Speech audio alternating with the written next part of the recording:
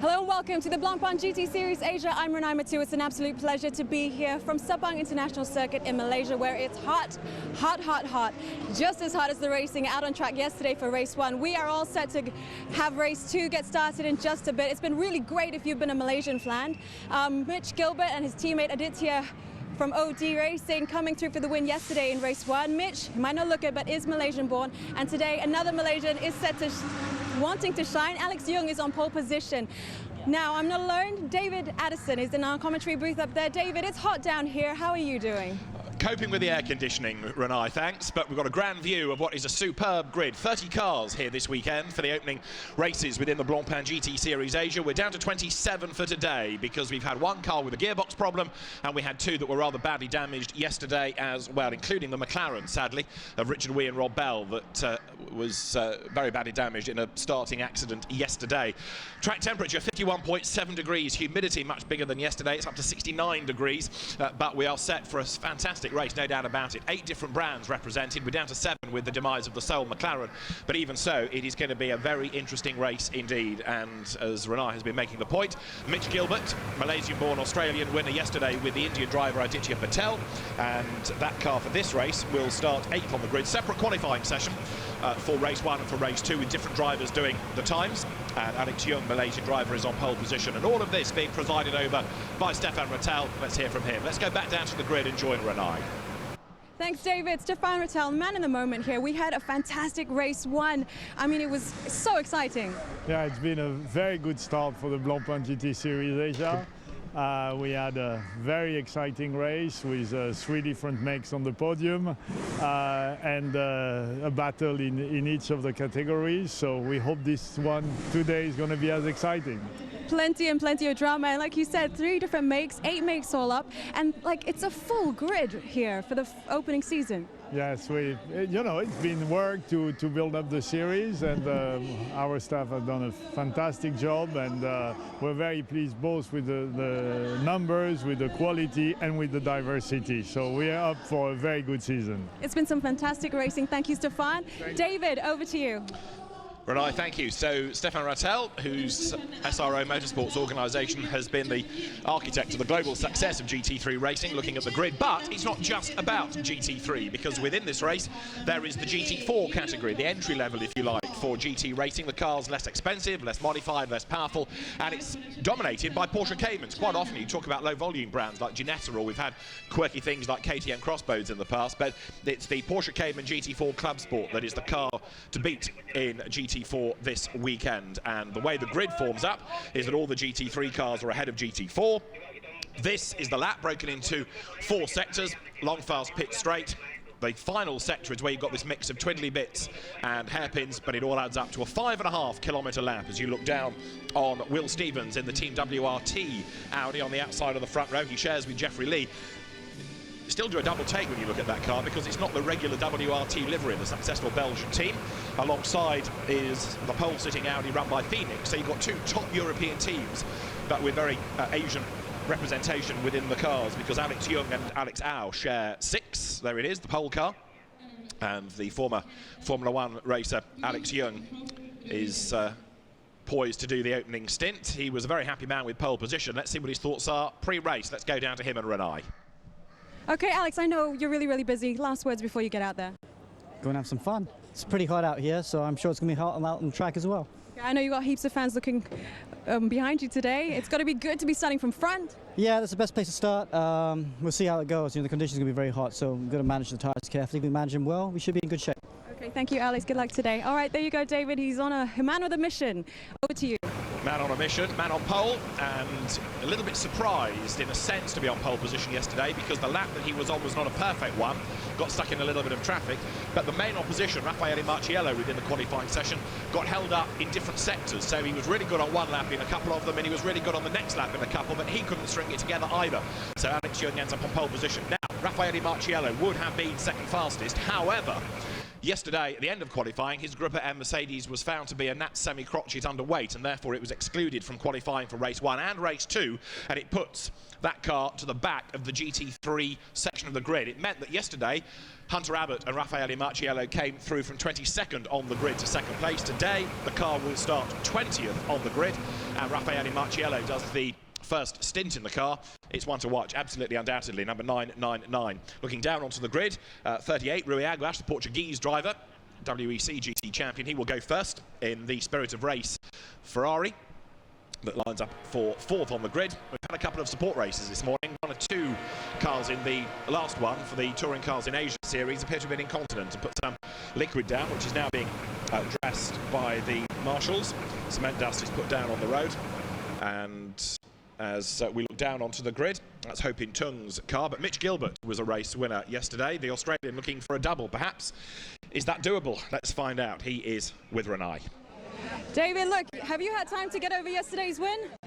Only just. It was the first win from the guys at OD ever, so yeah, we did a tiny bit of celebrating, but now we're back and ready for the race 2. Well, a little bit harder for you today because you've got that 10-second grid penalty from coming across the finishing line. Yeah, I think, honestly, I don't think it's that's how it is, you know, that's what we get for winning. I think it's a good system, and if we can do as good a job as yesterday, you know, when we came out the pitch yesterday, we were 21 seconds in front, so if we can do it again, great. Sounding pretty confident. Good luck today. David, over to you. Just to make the point about the 10 seconds that's been touched on there, it is if you finish in the top 3 in the first race of the weekend, you carry that into the next one. So Mitch Gilbert, the winner, with Aditya Patel, they get an extra 10 seconds on the pit stop time. Now, pit stops we need to address as well in a moment, but just to mention, if you're in the top 3, it is 10, then 7, then 5 seconds. This is the calendar. Let's get that out of the way. Malaysia this weekend, then we go to Thailand for the next double header, then 2 trips to Japan, 1 in June at Suzuka, then Fuji in August, and then 2 visits to China, Shanghai and Zhejiang, September and October. So, pit stops, they have to be between 25 and 35 minutes of the race duration. The pit stop has to be 90 seconds, pit in to pit out. You've got to do a driver change. Tyre change optional if you want to do it. But as I say, if you're in the top 3 from the previous race, then you carry 10 seconds for a win, 7 for 2nd place and 5 for 3rd place into the subsequent race. So yesterday's winner, they get 10 seconds.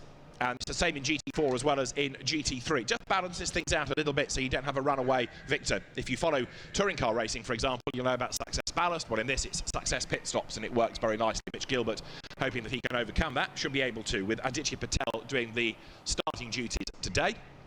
It's busy down on the grid as you look through the throng of engineers and the VIPs. They're all down there.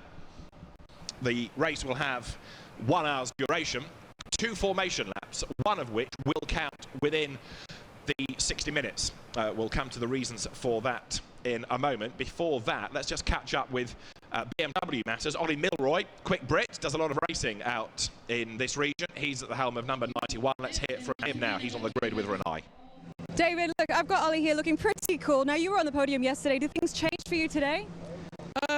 Yeah, as you say, we had a solid race yesterday from the same grid spot, so I think we're targeting the same result today, really. Another podium would be really good. You know, that was about all that we could do yesterday. We're really happy with the results, so that's, again, our target this afternoon. Are you raring to get into that car? Yeah, I can't wait. I mean, as racing drivers, we all love doing the starts. I'm really jealous of Jesse this afternoon, but yeah, I'm looking forward to jumping in halfway through and you know, working with what we've got at the time. It's to be a great start. Thank you, Ollie. David, back to you up there in the studio. So let's see how the Brit gets on. He is partnered by Jesse Krohn, former single-seater gun, who came into GT racing with occasional outings in GT4 Ginettas, but has become part of the BMW family. Ollie Milroy, quick racing driver, stunt driver, precision driving star as well. He knows his way around Asian circuits, done quite a lot of his racing out here in recent years, but he was part of the Blancpain Endurance Series for a time with Barwell, with the BMW Z4 and then the European Le Mans Series as well.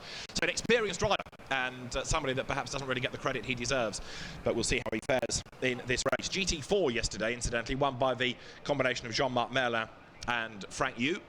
66 is ready to go. That is the Lamborghini of Vincenzo Sospiri's team. Martin Kodrich will go first in that, and he's partnered by Sandy Stuvik, the Thai Norwegian driver. And we have 5 minutes to go to the start of the formation lap. 5 minutes to go. So you've got pit stops, you've got driver changes, we have a very good grid indeed, split across the two classes. Subdivide those because you've got all silver combinations. There's an extra sting in the tail for those as well. Then you've got Pro-Am and the Am combinations. If you are with a silver driver combination, then you have to carry extra weight again to try and balance out the two quick drivers against maybe a not so quick Pro-Am combination. So, for example, Aidan Reid, Alberto Di Falco, they get 25 kilos of weight. Marchie Lee and Sean Tong, 25. Stuvik and Kodrich, we've just seen, 25 kilos. Gilbert and Aditya Patel, they get 25 kilos plus the 10 seconds in the pits.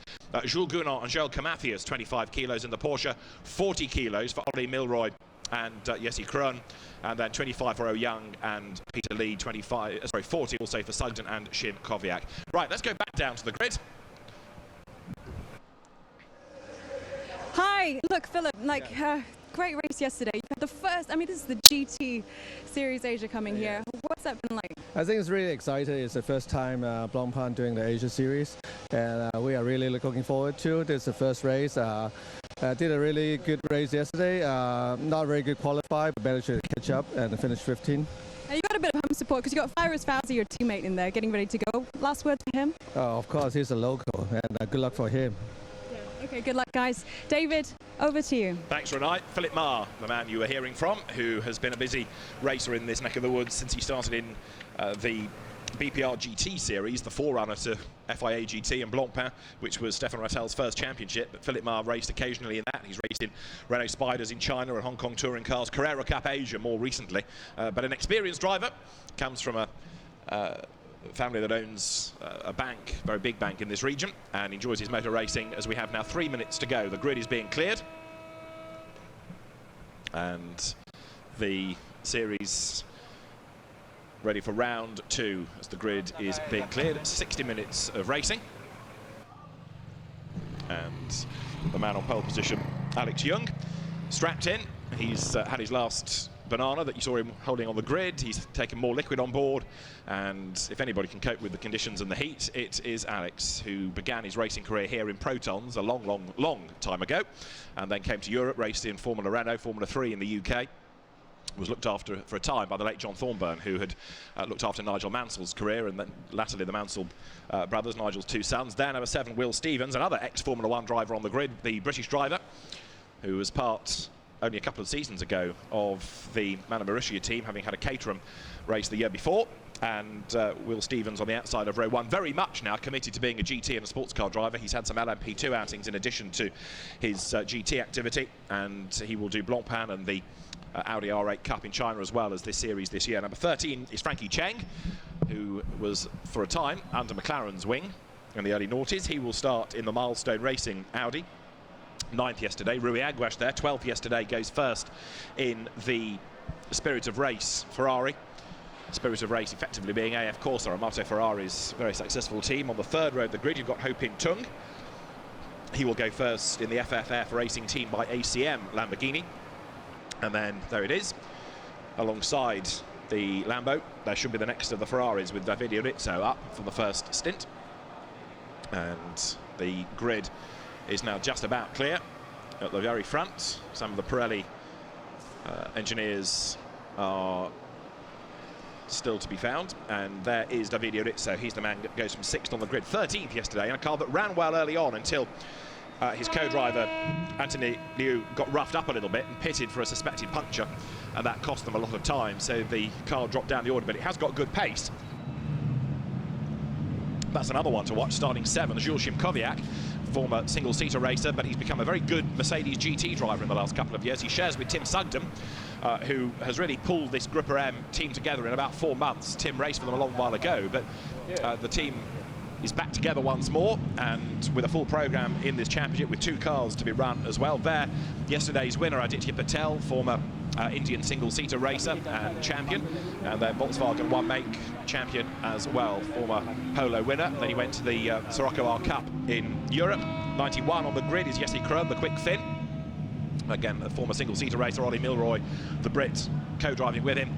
And the top 10 on the grid is going to be rounded out by the Sean Tong driven Audi Hong Kong R8.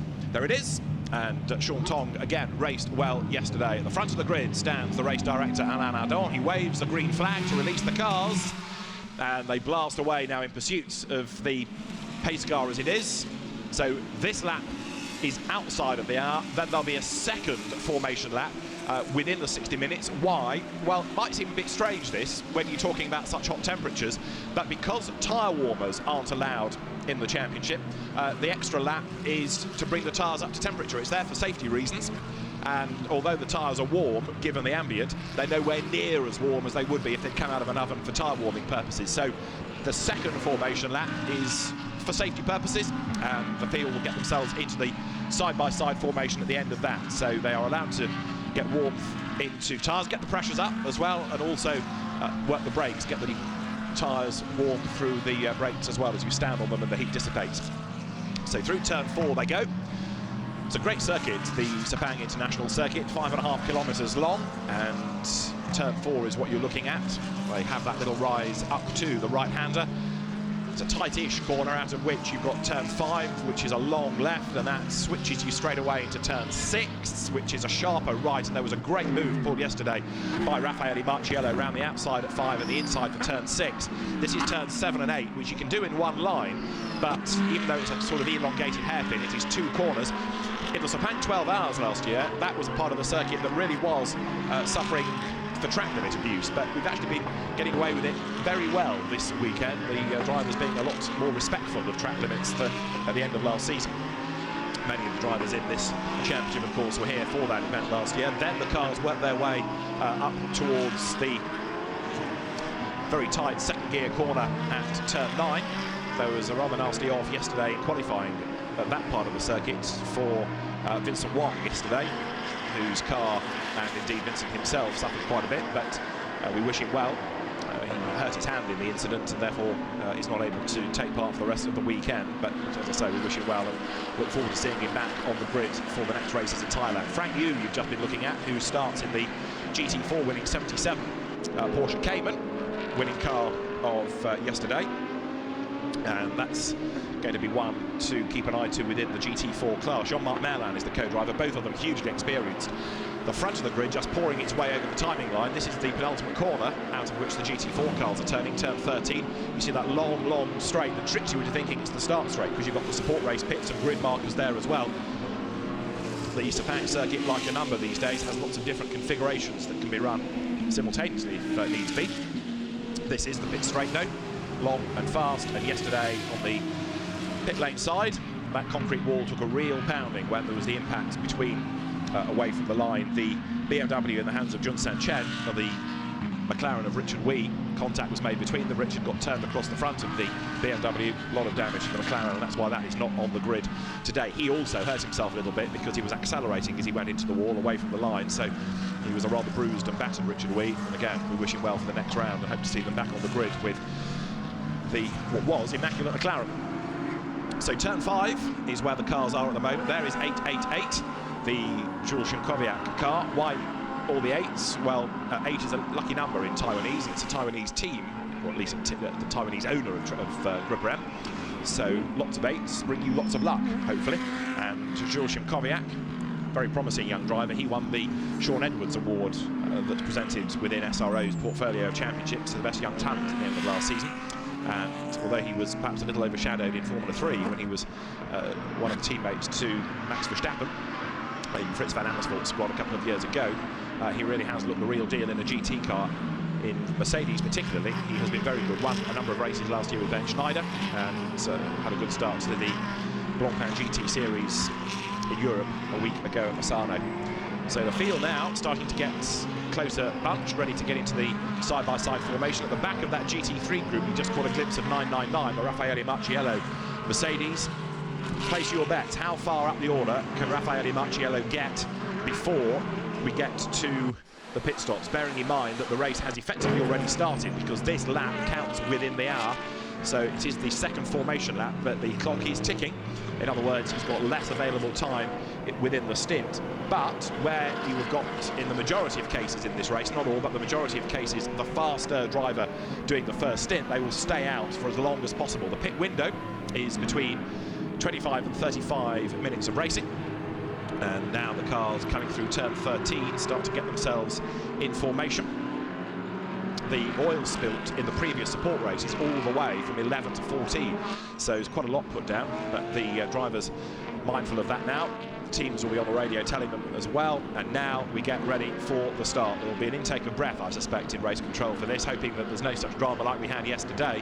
But round 2 of the Blancpain GT Series Asia is about to get underway. The cars now slot themselves into formation, including a car that didn't race yesterday, in fact, number 18 out. If you look at it when the race gets underway, is the very smart silver KCMG Audi of Rick Yoon and started by Martin Rupp. That car had problems yesterday in qualifying. It needed an engine change, and so it will have its first race of the weekend now, and we'll see what progress it can make up from 21st on the grid as we get set. Yesterday we had some great racing, expect more of the same. It's round 2 of the Blancpain GT Series Asia. The lights on the gantry are red when the lights go green. Now we're racing, and a really good start by Rui Edwards to the second row of the grid to make it 3 wide on the run down towards turn 1. The silver Ferrari in the middle of the road. Alex Young on the inside line tries to go defensive and keep Frankie Cheng in the blue Audi behind him. Aguash comes up round the outside. He will go second. He's ahead of Will Stevens in the Audi then as they work their way now into turn 2. They're still side by side as they head into the second corner. There's a bit of smoke coming off the rear of Will Stevens' car. Hopefully it's something sinister, and up on the curb there, and almost, yes, into the side of the Audi goes Ho Ping Tung, who I think is involved in all of that. Let's see. The cars power their way through. Yes, they're going off in avoidance. Ho Ping Tung has got it wrong spectacularly. Jesse Krohn is off the road in the BMW. There was another one going all agricultural as well. So yellows are out at turn 3, but the race leader is Alex Young. Second is Aguash. Third is Cheng as they work their way now through turn 5 for the first time. Yet again, Blancpain GT Series Asia starts with a bang. That will have really thrown the hopes of some up in the air. How did the likes of Marciello fare in all of that? Because, of course, as you have to take evasive action, it would have broken up the pack a little bit, but the 3 leaders were away and gone. So it's Alex Young leading the way. It was a good day yesterday for Audi. It's Audi, Ferrari, Audi, Audi, because 4th is still Will Stevens. In 5th place is Davide Rizzo. 6th is Joachim Kowiak in the 888 Mercedes. Then it's Aditya Patel in 7th spot. There goes Marciello up on the inside, and he's got past 2 Audis in the space of all of that. One of them was the Takuya Shirasaka car, the other was Martin Rupp. He's got past both the KCMG cars. Marciello there on a mission. Mitch Gilbert looking on, he's got the headset on.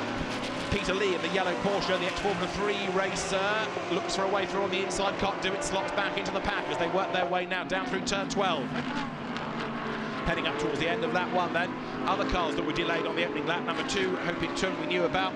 Peter Lee was also one that was forced to run wide, and Martin Kodrich and the Lamborghini, we understand. Out of turn 13 they come, up now to the end of the lap with a new race leader in the person of Rui Aguash, having got himself up past Alex Young. Max Weiser in the background in the Ferrari looking to gain a place as well. Out of turn 14 they come. But Aguash is away, isn't he? And now he's trying to build this advantage whilst Alex Young hangs on to second place. Cheng behind in 3rd. 4th is Will Stevens. It's Ferrari, then Audi, Audi, Audi, Ferrari. Mercedes 6th because you've got Rizzo ahead of Shukoviak. Audi 7th, Aditya Patel. 8th, Max Weiser. 9th, Alberto Di Folco in the Lamborghini. Top 10 rounded out by Sean Tong. And Marciello 12th from 20th in 1 lap. So 8 places in 1 lap. Can he get himself into the lead before he has to pit? Possibly not the way that Rui Aguash is going, because he is absolutely flying. Look at the gap he's building up now. Aguash, who shares this car with Nasrat Muzayin, definitely the quicker of the two, so he will stay out for as long as possible. They got 12th in yesterday's race, but Rui Aguash then slot him in, switch him on, and he will deliver. He is the man leading the way. Now let's have a replay of the start. Look at Aguash from the second row of the grid as the lights go green. Any second now, he's absolutely away, really poised for that, blasts his way through the middle. So Will Stevens was the one who got jumped a little bit by Ferraris on one side of him. He was able to defend from more Audis on the other, but Rui Aguash on the outside line slots into second place as Alex Young at turn 1 held onto the lead. Battle on for second place, Alex Young in the black Audi versus Frankie Cheng in the blue car. Now Cheng yesterday 9th in the milestone racing car that he shares with Sun Jin Zhu. And the blue Audi going well, working their way downhill. Then in 4th place it's Will Stevens for Team WRT, and then in 5th place Davide Rizzo. That Ferrari could be a dark horse in 5th spot at the moment. Raffaele Marciello still trying to work his way up the order as well. And what's happening down in GT4, it is yesterday's winners, in other words, the Craft Bamboo racing car, Frank Yu leading the way, Jean-Marc Mann the co-driver, but it is the Craft Bamboo Racing Porsche Cayman GT4 leading the pack at the moment. Now, is Cheng close enough to have a go in the blue Audi against Alex Young? Answer is no, as they work their way up towards turn 14, but Max Weiser has a look at the inside of 86, Aditya Patel, and he can't get by either. Raffaele Marciello has got himself up past Sean Tong. I think he's gained 2 places on this lap. There's 98, which is the Porsche of Fairuz Fawzi. Yeah, so it should be the top 10 in 2 laps here for Marciello, if I'm right. He comes over the timing line, yep, in 10th place.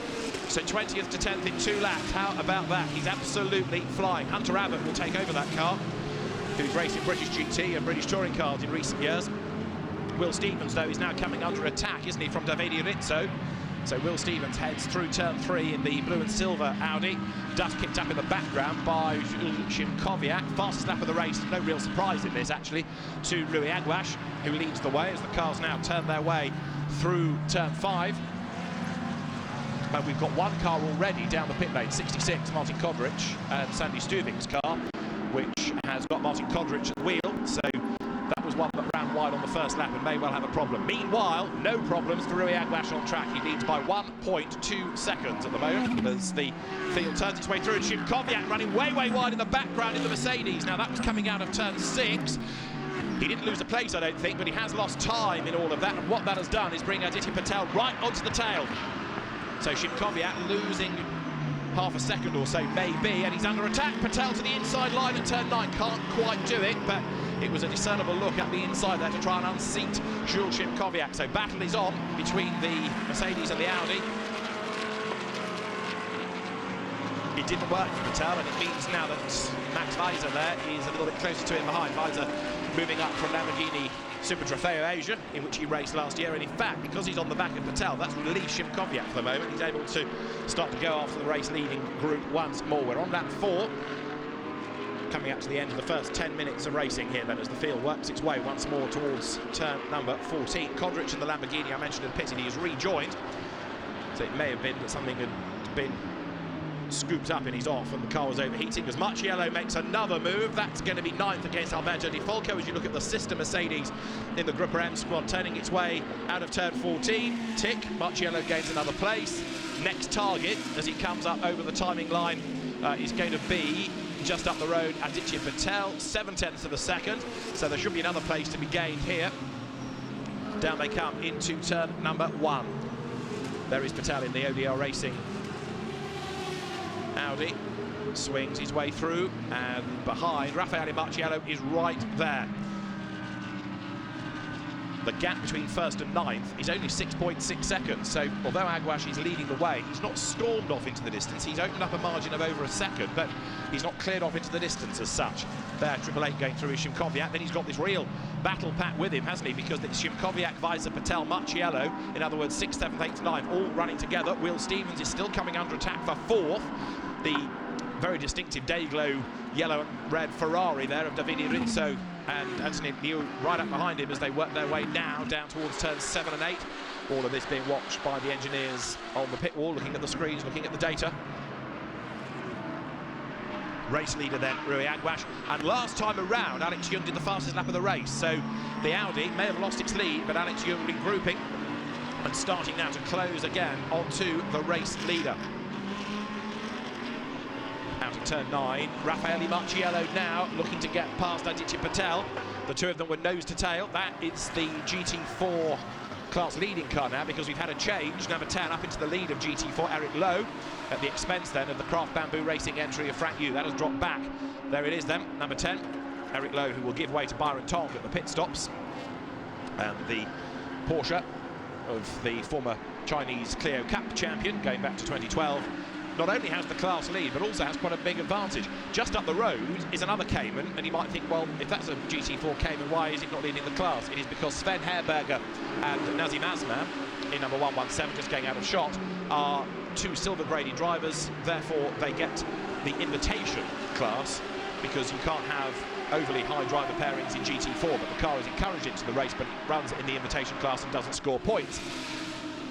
I know it can sound a bit confusing, but the intention is to attract as many cars on track for great racing as possible, and it works so far. Max Weiser to the outside there of Jules Szymkowiak for 6th. Down at turn 1, Szymkowiak goes a little bit wide.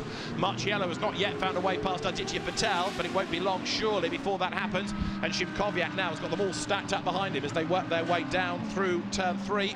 Flash of the headlights there from Max Weiser. So through they turn. And now they work their way to turn 4. Weiser wants to get past Szymkowiak because he knows he's coming under attack from Patel, but Szymkowiak doesn't have to let him by. Certainly he can just sit there and stand his ground. He's not doing anything dangerous, not doing anything dirty in the way that he's driving. It's just a good, solid defence.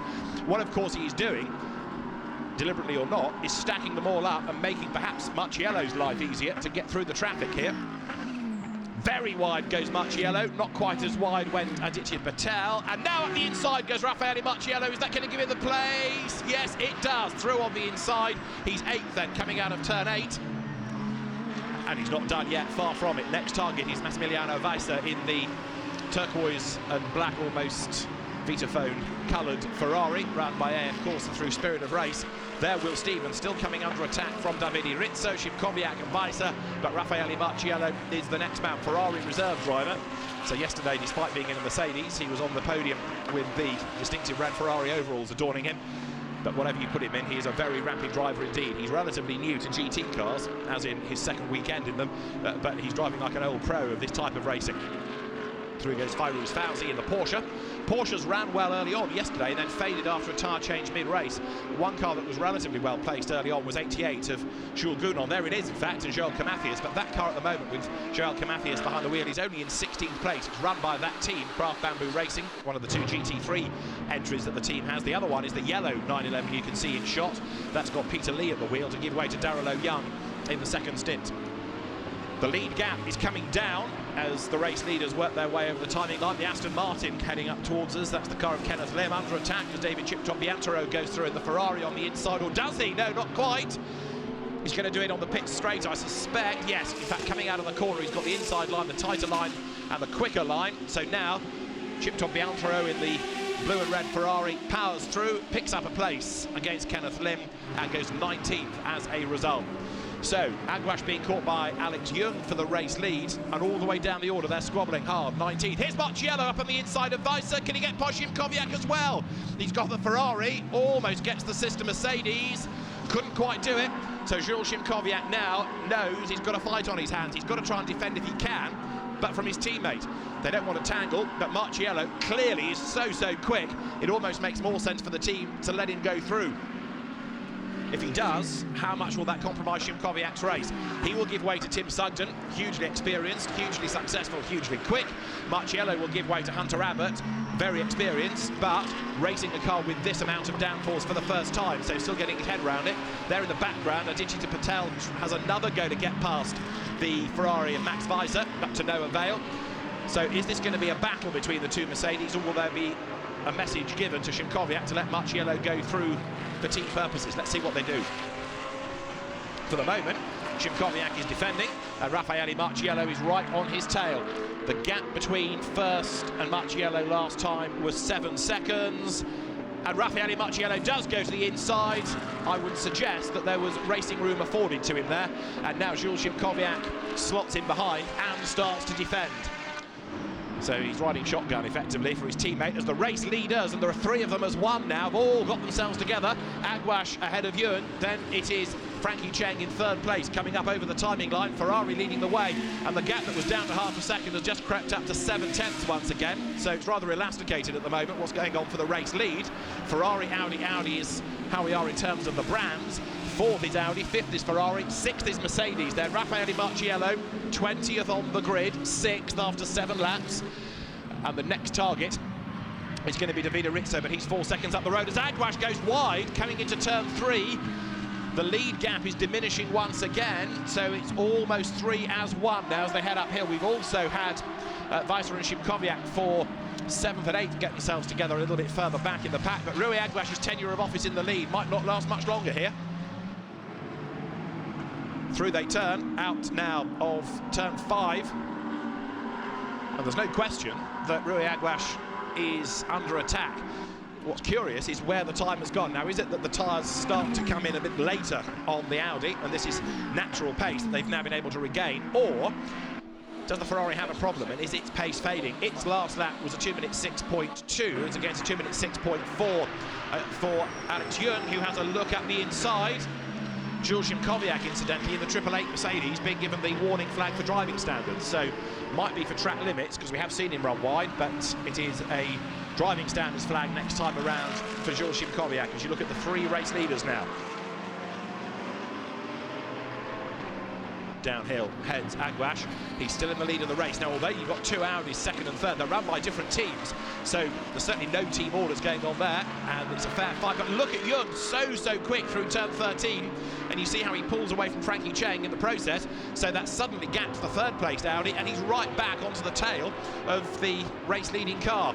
There is also, in all of this, Will Stevens creeping into the mix, and 2 absolute best sector tyres by Raffaele Marciello, who's got a clear road ahead of him. Marciello could be on for the fastest lap of the race on this lap, given the way that he's going, with clear track space up ahead of him. A leader through, Rui Aguas leading there with nearly 20 minutes, so they are done. In second place is Alex Young then, but the gap is half a second. In third place, the blue Audi, Frankie Cheng. Marciello has gone by, and he has done a personal best lap, which, can you believe, is 18,000 slower than the absolute best lap of the race. So he's almost on the earlier pace of Alex Young. And Young has not given up in his quest to get the lead back. It would be very popular if the Malaysian driver could grab the lead, could even take a whip, partnered by Alex Au in that car, who has done a lot of racing, but not at the highest level that Alex Young has done. He's done lots of one-make championships in this region as Alex Au, but for now, Young it is, giving Rui Aguas a really tough time. They've got traffic ahead as well, because just up the road will be the GT4 pack. There you can see the Porsche that's going to be negotiated shortly. So the back markers hopefully aren't going to be a problem. It will be the Tony Fong, Terence Tsay Cayman, but gets out of the way. But the leaders are absolutely together, and now Alex Young going to make a move, is he possibly, as they sprint their way up towards the left-hander up at turn 9. Young to the inside line. Yes, he is going to commit this time. He's alongside on the inside. Is it going to pay out for him? It does. Young goes through. Audi leads then in round 2 of Blancpain GT Series Asia. Alex Young has done it. And now Rui Aguas is under immediate attack, because right up behind him is Frankie Cheng. Aguas wide over the curb. Cheng to the inside down at turn 12. Couldn't quite do it. But look now, Aguas having to go defensive. That delays him, and Alex Young is scarpering off up the road. Cheng being delayed a little bit. Will Stevens is closing up behind them in 4th place in the Team WRT car. So Will Stevens, another hugely experienced driver, graduate of single-seaters like so many that come into GT racing these days, comes now towards turn 14, hustling on. There are nervous faces down in the Spirit of Race pit bunker. And Rui Aguas there, another vastly experienced driver, turns his way now towards the timing line, but he's lost the race lead. Davide Rizzo is still in the mix in, 5th spot. How's Raffaele Marciello getting on in all of this? He's creeping up onto the tail of the race-leading gaggle. There, Young then, through in the lead of the race. He led oh so briefly on lap 1, but now officially back in the lead. Their second spot is Rui Aguas. And let's have a look at how that change for the race lead happened. They had the back marker, which perhaps Aguas hesitated just a little for before he committed. That delayed him fractionally. Young right on his tail, and he dived up the inside going into turn 9, had the inside and was coming through. No doubt about it. Alex Young leads. But now, roles reverse, because Young gets caught in the traffic this time around there as he tries to get up past Ku Chang. Chang in the green and black Porsche keeps to one side. Leaders go by. And so now, as they work their way up through turn 6, Rui Aguas trying to bring down the gap, but it does look as though once in front, the Audi is the quicker car, doesn't it? He's getting away, Alex Young. The gap was already up to 0.8 of a second last time around, so no messing about here. Young on a charge, and he needs to build up an advantage, because if you put Alex Au up against, for example, 38 co-driver Nasrat Muzayen for the second place Ferrari, who's going to be the quicker of the two? It's interesting to see. You've got some other fast drivers still to get in cars further back. So the second stint of this race is going to be an absolutely fascinating one as you start to look in the majority of cases at the AM drivers and their relative pace. Raffaele Marciello still doing a very good job in 6th spot, 5.6 seconds back from the race leaders, and last time through was quicker than everybody ahead of him. Battle on, traffic versus car on lead lap, and through the traffic there, putting a lap on Ringo Chong, goes Davide Rizzo in the 37 Ferrari. Turns his way through as the race leaders, having more and more of the back markers now to address, work their way up towards turn 14. Look in the background, Will Stevens now comes up to make a move on 77. So Frank Yu is lapped by Will Stevens, the Team WRT Audi staying with the leading group. Marchi Lee there you're looking at, getting ready to go. He will take over number 5 from Sean Tong, that's in 11th place at the moment. I thought that car might have been a bit higher up. Sean Tong certainly not slow, but the Phoenix operated Audi Hong Kong entry, not sparkling, but Marchi Lee did go well yesterday. Raffaele Marciello up through the traffic on the inside line there. He's only 4.7 seconds back from the race leaders. We could still be on, you know, for a Mercedes win, given the pace of both Hunter Abbott and Tim Sugden in the second stint, but you've got a whole heap of other very quick cars with good second drivers. There's number 10 GT4 Porsche, which is the class leading car. Eric Lowe at the wheel of it. But right now, I would suggest that this is still a wide open race, especially when you've got the leading 9 cars covered by 9.9 seconds. And you've got extra pit stop times to factor in. Now, don't forget that Marciello's Mercedes will lose 7 seconds in the pits. It's got an extra time to serve, so that is going to cost it some time. The BMW number 91 of Jesse Krohn, another car that's got time to serve in the pits, that's down in 15th place after running wide at the first corner, remember, the second corner, after that little skirmish when we had the spinning Hope in Tung. So the BMW, I'm afraid, out of the mix today. They did run well in yesterday's race. Blue flags being busily waved by the marshals to the slower cars now, because you've got all of this traffic for the leaders to try to negotiate. And Will Stevens starting to come back now. Frankie Chang. The gap between Jung and Aguash onto this lap was 0.8 of a second. Let's see whether it's grown any more. As up the curve there, desperately trying to keep out of the way, was, I think, the Sven Herberger Cayman. But Marciello is almost up with Davide Rizzo now for 5th place. Teams are getting ready. Now, you don't have to make a tyre change. It is not like the Blancpain GT Series Sprint Cup when there's a mandatory tyre change within the hour, but in these conditions where it's so hot, even though you've had the extra formation lap to bring them up to temperature, it might be a good idea to put a new set on. That makes it a slightly longer pit stop, but some teams may well elect to do a tyre change. In other words, they have a fresher set and theoretically a quicker car for the second stint. Other teams that might have been looking after the rubber can save time on the pit stop and still get to the end. It's going to be interesting to see who does what then. Down towards turn 1, there is Frankie Cheng, still hustling on in pursuit of Rui Aguash. The lead gap, though, is up to 1.4 seconds now, so Alex Jung is starting to get away. The pit window is open, and it's the GT4 contingent that might be able to take advantage of it first. Having said all of that, though, if you've got your quicker driver in, you want to leave him in for as long as possible.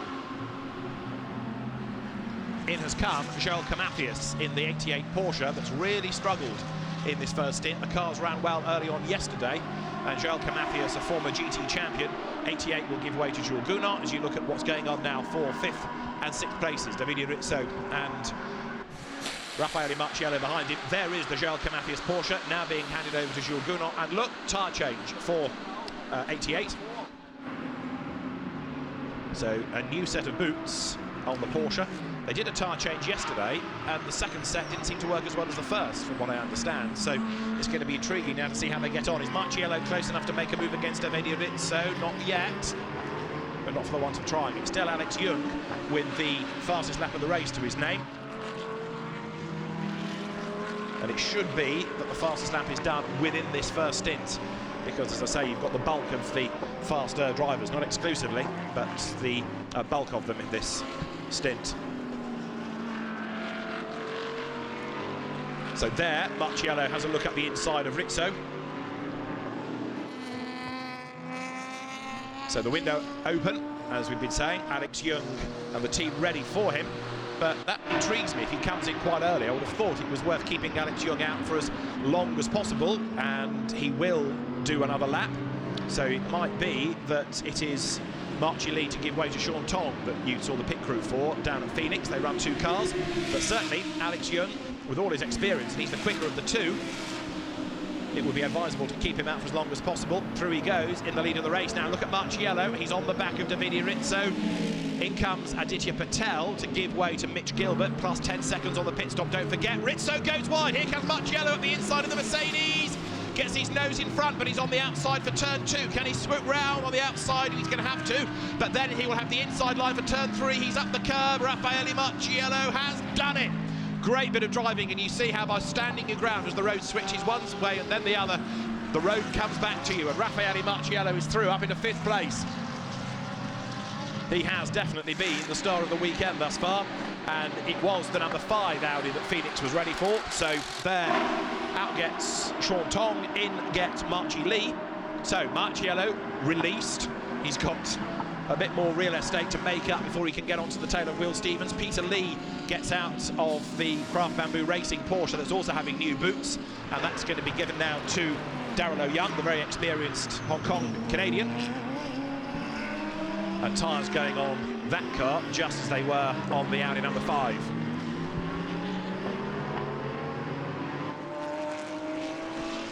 So the race leaders currently work that number 13. Alex Young it is, looking to try and do the double for Audi, and also give the Malaysian fans something to cheer about. Alex Au, his co-driver from Hong Kong. Alex Au Pak Chong, to give him his full name. And there is Raffaele Marchiello, the Italian, the former European Formula 3 champion, hustling on in pursuit. The board is removed as away now goes number 5 Audi, so that is Marchi Lee down the pit road into the race. And look, 88 after its pit stop has nearly got down a lap. It was losing pace anyway in the first stint, but there's something very mysterious about the Porsches today. They are nowhere compared to the good pace in the first half of yesterday's race. 2nd Aguash, 3rd Chen, 4th Stevens. They all bunch up, and do we have anybody out of that leading gaggle for the pit lane? You wouldn't, would you? Because you've got your quicker driver in, leave them for as long as. Leader goes by, still Alex Young up front. Now what's his margin looking like? It's 3 seconds. Over the last few laps, he really has gone storming clear. Into the race goes Darryl O'Young, but losing a lap in the process. He'll get that back once the pit stops all cycle through, of course. Raffaele Marchiello, 5.6 seconds away from the leader, then adds 7 seconds on for the longer pit stop time. So Hunter Abbott's going to have a hard job, but it's going to be interesting to see. I think another podium is on for this car, looking at the pace of it and pace of others at the moment. More and more are coming into the pit lane, including the number 1 Lamborghini, which will be Alberto Di Falco to give way to Aidan Reid. Also in Jesse Krohn to morph into Ollie Milroy. There's Marchiello then, next target Will Stevens. He wasn't quite as quick as the Audi within sector 1 incidentally, but he's still pushing. We're almost at the halfway point as well now. There is Jesse Krohn strapping in Ollie Milroy, and they're not, by the look of it, or are they going to change tyres? There's a mechanic crouched down ready, but I think that's just going to be a driver change. They've done the tyre pressures, so they're going to try and leave that BMW on the same set of boots by the look of it. Now there, look, Darryl O'Young, having served the pit stop, he is in the traffic. He's got the 2nd place battle queued up behind him. And this is going to frustrate Rui Aguas, because that Porsche will be able to run at a comparable pace. It's going to be hard to lap that car, so this might now trigger the next wave of pit stops to get them out of the traffic if they can't find a way on pace past Darryl O'Young, who of course wants to hustle on as best he can. He doesn't want to suddenly slow right down and let half a dozen cars go through. That will compromise his race, so it's up to the pack behind to find a way past him, but relatively speaking they're going to lose a little bit of time. Up now towards turn 14 comes the race leader Alex Young. Pit window open for another 4 minutes, so he can squeeze certainly one more lap out of this before he needs to head down the pit road. 90 seconds for the regulation pit stop before you start to worry about the success time added in as well. Look behind, Rui Aguas storms up the inside to make his way through the traffic. More and more drivers ready in pit lane as in has come Davide Rizzo. Through the traffic goes Rui Aguas on the inside, and Frankie Chen trying to get up the inside of Darryl O'Young as well. The very distinctive yellow Porsche forced a little bit wide as that is Rizzo in, and ready to take over now is Anthony Liu. Now Liu raced really well yesterday. He was very, very good in the first stint of the race. They're going to do tyres by the look of it on 37. So Anthony Liu, 3rd along with Davide Rizzo in GT Asia last year. He will get on board. Former Carrera Cup racer, former Ferrari Challenge racer, Asian Le Mans racer, experienced peddler is Anthony Liu. 37 Ferrari then still in with a shout here, as Raffaele Marciello is now on the tail of Will Stevens. So this is for 4th place you're looking at. Stevens in the Audi, Marciello in the Mercedes. They're caught up behind the lapped Porsche, which Will Stevens dives up the inside of now, down towards turn 7. Can Marciello go through as well? No, he can't. He gets stuck there, and he can't really make a move at turn 8, so he's going to have to be really brave on his toes and brake late for turn 9 and get up the inside on this next section. So Will Stevens through, flashing the lights is Marciello. Here I come, he says to Darrell Young, who gives him racing room, and Marciello goes by. The long-nosed Mercedes through on the inside, as in has come 19, which means that now Takuya Shirasaka will give way to Naota Takeda. Second place is still being held by Rui Aguas, but he's lost a big chunk of time, hasn't he, over the last few laps? 3.7 seconds, as there Anthony Liu is about to rejoin the race, or the car's about to rejoin Liu's first stint today. Mitch Gilbert, by the way, into 86, has done the absolute best 3rd sector of anybody. So part of that is because we know he's quick, part of that is because he's not in traffic particularly, but he's absolutely storming on now, Mitch Gilbert. Into the pits comes the leader, Alex Young, down the pit road. So the advantage that he had was 3.7 seconds by way of a lead, and the order was 6 Young ahead of 38, the silver Ferrari of Aguas, then Cheng, Stevens, Marciello, and 6th before his pit stop was the 37 Ferrari. Aguas is in, Cheng is in, Stevens is in, Marciello is in. In other words, all of the top 5 are down the pit road. So we're going to have tyres on number 6 Audi. Alex Young out. Alex Au will get in. Move the seats for the different frame of the drivers. And the pit lane now is a very busy place indeed. You can see the Mercedes there at the head of the shot. So that's Marciello giving way to Hunter Abbott. Are they going to do tyres on that car? Marciello's certainly been working them. The pit stop of number 1, Alberto Di Falco and Aidan Reid's Lamborghini, is under investigation. Now the Lamborghini at the head of the shot there, Hoping Tutton's car just obscuring the Mercedes, but I'm not sure they're going to change tyres on 999. Didn't look necessarily as though they were poised ready to do it. They are for number 6 though.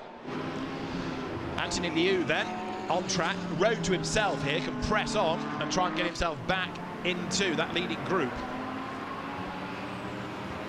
Pit stop done for the Mercedes. I think they're going to keep that on that original set of tyres. It didn't look as though there was a brace of mechanics ready to scurry around and do the tyre change. So this a crucial lap for Anthony Liu, because it's going to get him in the mix. Remember, some cars are hampered anyway by longer pit stops, such as the 999 Mercedes.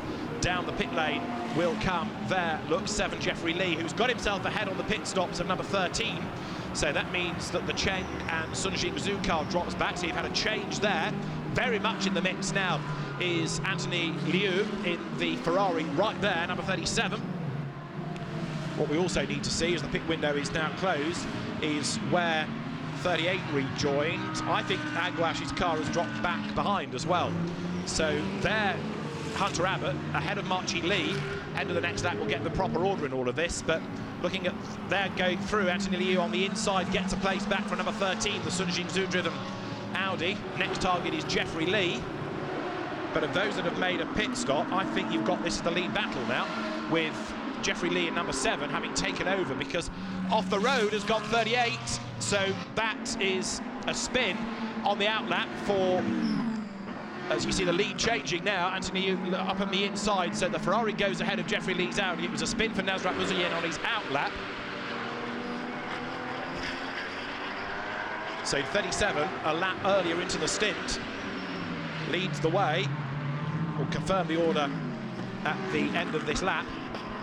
So as they come up towards the timing line, there you've got 999 Hunter Abbott then having dropped back now behind number 5, which has gone the way of Marci Lee, who remember was in that car earlier. 38 rejoins, but straight away after the spin, take that out of the equation. All the hard work of Rui Aguas is done, because that was a very time-consuming spin from Nasrat Muzayen. You see the danger of doing the second stint in a sense. You're fresh into a car, sometimes it's on old tyres, you'd have to press on straight away. That's easier for the pros to do than the AMs to do. So the 999 Grupper M Mercedes, having lost time with that extra 7 seconds in the pits, trying to regroup. There is now Tim Sungton in 888 ahead of number 5, Marci Lee. That Audi looks like a different car in this second stint, and it's very much in the mix, isn't it, as they come up towards the line. Now, where in all of that was number 6, Audi? That seemed to be a long stop for Jung and Au, because 37 is the leading Ferrari. Anthony Liu second now is Jeffrey Lee, and this battle comes into turn 14 with Marchi Lee on the inside of Tim Sugden. Third is Jung and Au's Audi that's just gone across the timing line. So this battle pack is going to be for for 5th place rather now, because you've got the Cheng Sun Audi ahead of them. So the order: 37 Ferrari of Liu ahead of 7 Audi, now Jeffrey Lee. Third, 13 of Sun. Fourth is number 6 Audi, the Alexes, Jung and Au. And then all of this is for 5th place, where you've got Marchi Lee, Tim Sugden, Hunter Abbott, Aditya Patel in the Audi, also making progress in 86.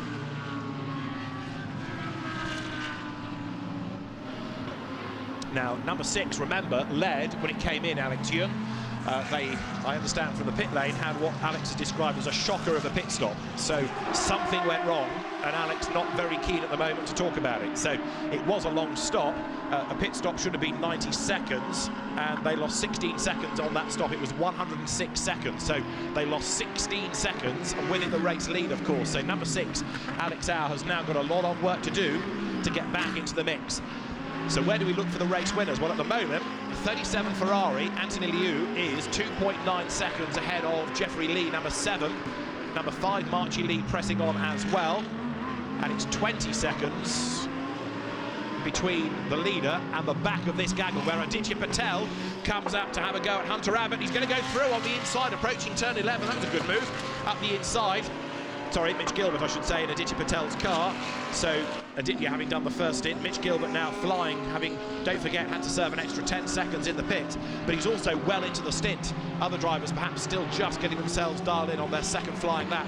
Mitch Gilbert well and truly up to speed now. 38 Nasrat Musayin after his spin, down in 18th place. So you can take that away, I'm afraid, from the equation as far as the win is concerned. The leader has gone by. So Anthony Liu in 37 Ferrari leads the pack, and Aditya Patel has got himself up past both the Mercedes. Now Hunter Abbott past Tim Sugden as well. Into turn 14 they come. Race leading gap is going up markedly, because Liu has just done a 2 minutes 5.575. He's doing a great job in the leading car. So what can now Mitch Gilbert do? Let's see. He is 22 seconds back. He's into 6th place, and Mitch Gilbert's lapping also in the 2 minute 5s. Number 10 still going strongly in GT4 and leading the class here. This is Byron Tong at the moment, who is behind the wheel. The GT4 Caymans not quite as closely matched today as yesterday, but Byron Tong getting away here. The runner-up in the Clio Cup China, what, 4 years ago now, before he came into Lamborghini racing and into the Lamborghini Super Trofeo Asia.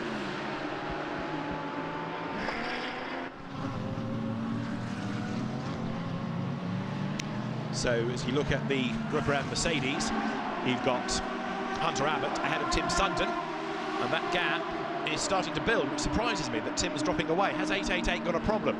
With all due deference to Hunter Abbott, Tim, very, very experienced, very successful, very quick. So it surprises me a little bit that that car should be falling away. This is a battle for 3rd place, where you've got in 13 the blue Audi there, Sun Jingzhu and Alex Au tucked up behind him in the car that did lead before the pit stop. So Alex Au, like Alex Jung, really frustrated about the pit stop.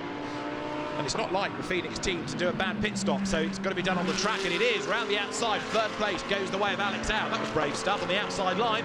So the Audis do a switcheroo, and Alex Au goes ahead now of number 13, Sun Jingzhu, as they work their way down into turn 13. But look, right with them is Marchi Lee. He's the other big danger in this. Look, because he goes easily through on the inside into 4th place. Marchi Lee is absolutely flying. That car was, what, 11th before the pit stops when Sean Tong brought it in? And right now, number 5, Marchi Lee, is flying. Make no mistake about that, as the cars work their way into turn 14. The Hong Kong driver who started racing in Europe, France and Italy in single-seaters, then back into Asia for Formula 3, works his way up towards the timing line, but he's going great guns, absolutely. The lead gap is still 13.9 seconds, though. Anthony Liu ahead of Jeffrey Lee. And there, Alex Au, Marchi Lee in number 5, the silver and gold Audi. Behind them, Sun Jingzhu, and then it is Mitch Gilbert, 6th. He's still 23 seconds back. The problem for Gilbert is he's got all of this traffic to find a way through, and that is not going to be easy. battle on. Gilbert to the outside. Sun Xingzhu moves across on him, defends as best he can, but Mitch Gilbert here should be able to get the run on the inside. And look at that, easy peasy, through on the inside line he goes. Sun Xingzhu, somebody who's got lots of experience of these Audis because he's raced them for a number of years in the R8 LMS Cup, but a GT3 spec car is the proposition for this weekend, and he goes one place down. So Mitch Gilbert is still pushing. What would really help him is a safety car, of course, but I don't think that's for coming.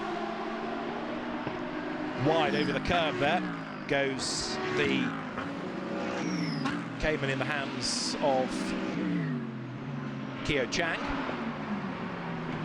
And the fight's on for third place. Marchi Lee setting the circuit alight now because he's almost up with Alex Au. Up front, Anthony Liu getting away. Hunter Abbott is through and past the number 13 Audi as well, so that's going to put Abbott up into the top 6. But Alex Au is on borrowed time, I think, here for his third place as Marchi Lee continues to push. 17 minutes of the race remain. I still think the advantage that Anthony Liu has got in the Ferrari is going to be enough to stand him in good stead, but Marchi Lee, you never know. Let's see what he can do if he gets a clear bit of road ahead of him. Jeffrey Lee second is falling away, so Marchi Lee here, currently 4th, could be on for second place before the very end.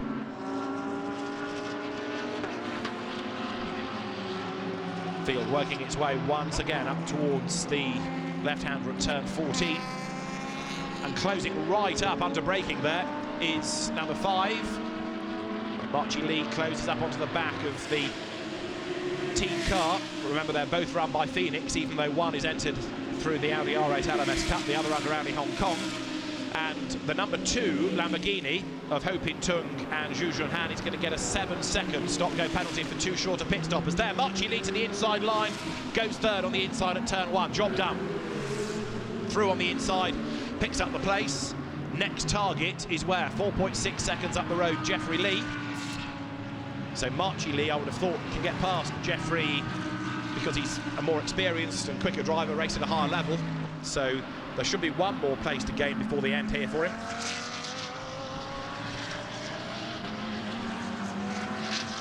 Up they come out of turn 4 now, and you can see the way that Marchi Lee is storming clear of the opposition now as the field works its way through turn 6. It's another part of the circuit where traditionally cars have run wide and track limits has been an issue. Mitch Gilbert is on the back of Alex Au as well now, so this fight is on for 4th place. And Gilbert through on the inside going, or is he? Not quite. Down towards turn 7, thought about it, but couldn't quite make it work. Trying to hustle his way past Alex Au, who's busy flashing the headlights there at Jean-Marc Merlin just up the road. Alex Au commits to the inside line. They've got Hunter Abbott up with them as well in the Mercedes, and they're all being caught in the traffic. Jean-Marc, an experienced driver, wrong place, wrong time. One on the outside, one on the inside, another on the outside. Hunter Abbott gets past the slower car, but there's no change in the order in all of that. Mitch Gilbert perhaps is the one that's lost out most. He wasn't able to attack, and he's also having to defend like crazy as they come down through turn 12. Hunter Abbott now looking like the man most likely to, or is he? Because Gilbert tries the inside at 13, the car quivering as he hits the brakes. Sideways is Alex Au. That's done. He's no good at all because he's lost traction, lost momentum coming out of the corner. Mitch Gilbert's alongside him. Hunter Abbott's trying to find a way through as well in the Mercedes, and Alex Au doesn't know which way to go to defend because he's got an Audi alongside a Mercedes trying to get up alongside him, and to the outside line goes Mitch Gilbert. Job done, tick, another place gained. Hunter Abbott will try and get up as well, and now you'll see how much grunt the cars have in a straight line as they power over the timing line again past the pits at the end of lap 20. Mitch Gilbert tries to get away. That car with extra weight with a slower pit stop, but it's gone really well this weekend. Down towards turn 1 they go. Gilbert stays ahead of Alex Au. Hunter Abbott tries to go right round the outside, runs out of road there, and wasn't able therefore to commit to the inside at turn 2 because he wasn't alongside anymore. Meantime, the battle for second place now between the Lees, Jeffrey and Marchi, is down to 1.4 seconds. But Anthony Liu is not being caught. He is still lapping so much faster than anybody else. That has been a very dark prancing horse, that Ferrari, because I don't think anybody expected it to be a race-winning car, but it's going very well up front as now Hunter Abbott is the man desperately trying to find a way up past Alex Au for 5th place. Second, oh so nearly, in the early stages of the race, but now Hunter Abbott looks for a way by. Further back, further up the road, second and third, because you've got now Jeffrey Lee versus Marchie Lee, and the place for second changes going into turn 9. Through on the inside goes the Phoenix Run Audi, the head of WRT. So Marchie Lee now released, if you like, from all the traffic, and he's got to make up 21 seconds in just under 13 minutes. He can't do it, surely. He's not going to give up, but that is a very, very tall order as the cars work their way through lap 21.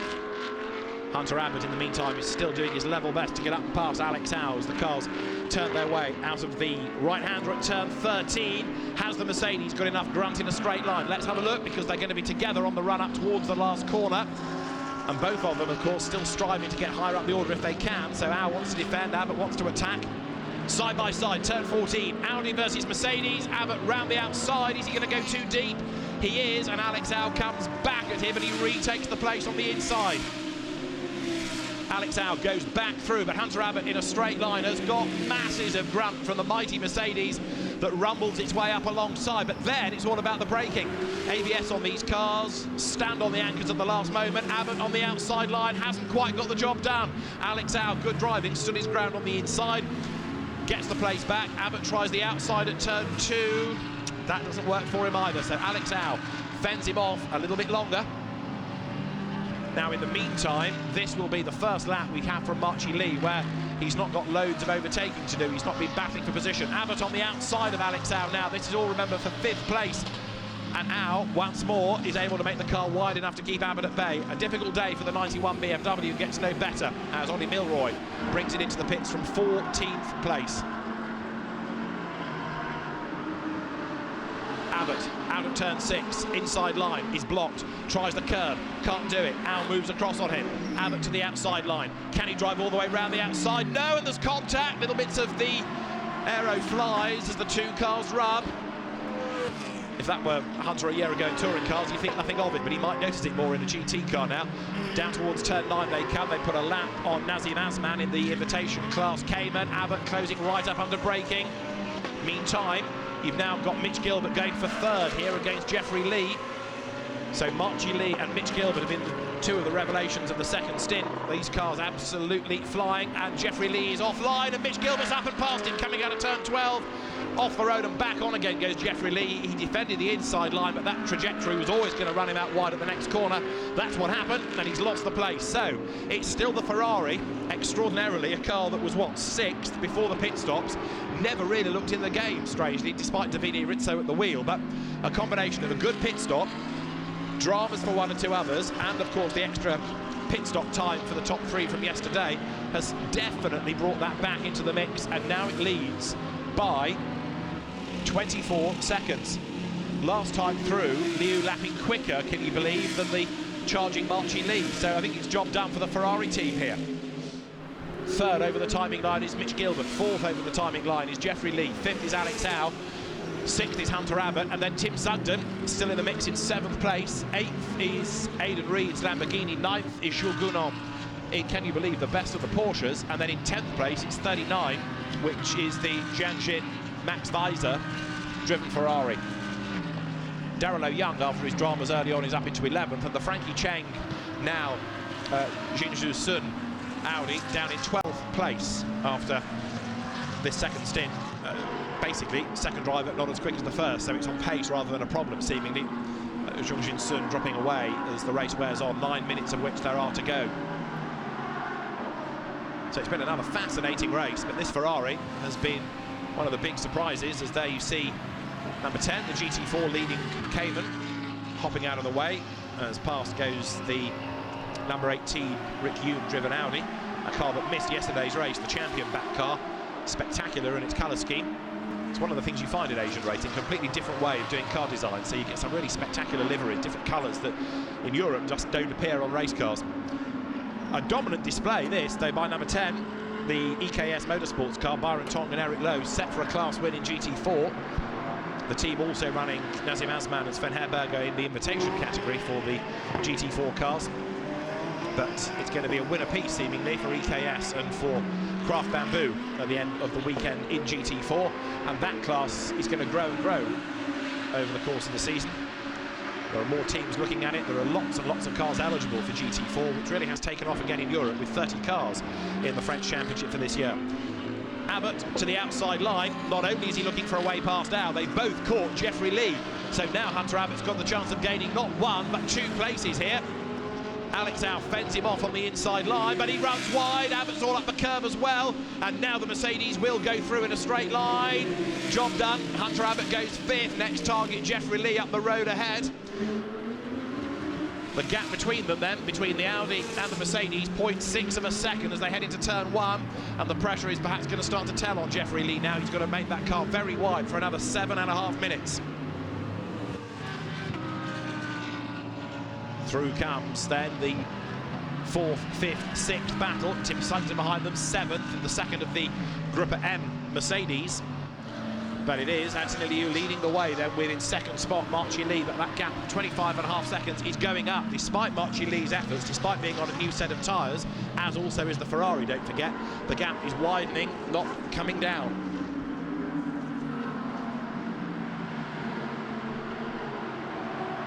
Battle on. This is for 4th place you're looking at. Jeffrey Lee in the Audi, Hunter Abbott in the Mercedes, who's going to commit to the inside. Is he down at turn 7? Yes, up the inside. Just gets the job done at the approach to turn 8, and Hunter Abbott goes through then. Straight away, he's released. He starts to pull a gap over number 7 Audi. The WRT car under attack. The Phoenix number 6 up the inside. Alex Al goes through, or does he? They lean on each other, but Alex Al goes through. Contact between the two, a rather onomatopoeic move that from Alex Al, but he has gone by. The 2 cars a little bit bruised maybe after that, but Al is ahead. That's the leader, lest you forget. Anthony Liu in the Ferrari just owns the road, doesn't he? There is nobody around him. The lap times are good. He's on a 2:06.590, and he works his way now down through turn 1. The car was good in the first part of yesterday's race. It has been outstanding in his second stint of today's race in his hands as well.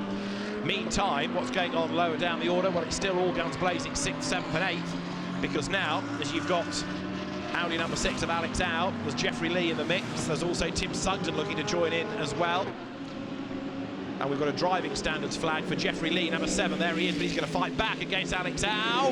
Over the line they come, and Lee gets his nose in front, but he's on the outside line, and Tim Sugden thinks, OK, which way are you two going to run wide? How can I take advantage of this? He sees what's happening on the inside, wait for the bang, possibly. They're going to trip over themselves, he hopes, and he can duck up the inside. Not at turn 1. Nor at turn 2, but he might have a go on the outside at turn 3 because he's up past Jeffrey Lee. 1 place gained by the Brit. So that now puts Tim Sugden into the top 6. A few laps ago I was concerned that car seemed to be losing pace against the sister entry, but it's fighting back nicely now. So Tim Sugden pressing on, and there's another place to be gained yet against Alex Al before the very end. So Jeffrey Lee, that you've just been seeing in that battle, he's got a driving standards flag looming over him as well. 5 minutes are on the clock, and it looks like it's going to be a Ferrari win in this race because the margin is now over 27 seconds that Anthony Liu has over the rest of the pack. Sugden tries the inside on Alex Al, can't quite find enough width. Big wide cars, modern day GT3 cars, but the way that the Mercedes is going, it's a case of really when, not if. Tim Sugden finds a way through, except Jeffrey Lee fights back on the inside. That wasn't in the script, thinks Tim.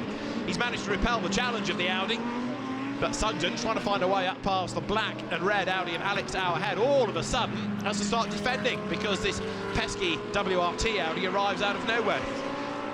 Jeffrey Lee, therefore, has certainly not given up. They drop downhill into turn 12. 4 more minutes are on the clock, and the leader is currently on lap 26 with this monster margin. Now, for second place, it is game on. Mitch Gilbert, look, is on the back of Marchi Lee. This has been an outstanding weekend for Mitch Gilbert. A win and a second would be stunning. Securing a championship lead, of course, for him and Aditya Patel. Over the timing line they go. We have got 3 minutes and change on the clock and 4/10 of a second between them. Down to turn 1. Marchi Lee, we know he's fast, but Mitch Gilbert really has looked mighty impressive this weekend. lower down, incidentally. Sungden and Au just gone across the timing line, absolutely side by side once more. But for second position, through turn 3 comes a hard-charging Mitch Gilbert. Second place is on the cards here for him. And that was a car that was where before the pit stops? It was a long way down, wasn't it? Outside the top 10, I think, just on the fringes of the top 10. And it had that longer pit stop with 10 seconds being added. So Mitch Gilbert has done a great job in this second stint, and he's not done yet. Through turn 5, 3 minutes on the clock and counting. Marchi Lee under attack. Mitch Gilbert then, the Malaysian-born Australian driver. He's done his single-seater racing in Europe. He's come back to be the driver that was third in last year's Carrera Cup Asia. Got a class podium here in the Sepang 12 Hours at the back end of last season. And this year racing not only in this championship, but the Audi R8 LMS Cup as well. So he's going to know these cars inside out by the end of the season. And that may well put him onto the factory roster. Job done. Through he goes, approaching turn 10. And round the outside of number 5 Audi as they accelerate through. Mitch Gilbert goes ahead of Marchi Lee. We can't ask him to get any higher than that unless there's a problem for the race leader. But Mitch Gilbert then has put in a storming drive. The first ever win for the Audi team yesterday, the offshoot of Absolute Racing. And it could well be that a win and a second is the weekend's work for Mitch Gilbert and Aditya Patel. That will be a great start to the championship season. It has been one of the more consistent cars as well. The others, you could argue, being the 2 Mercedes that have run competitively in both races. So Mitch Gilbert then, even were it not for the extra 10 seconds in the pits, he would still be quite a long way back, such as the advantage that Ferrari has.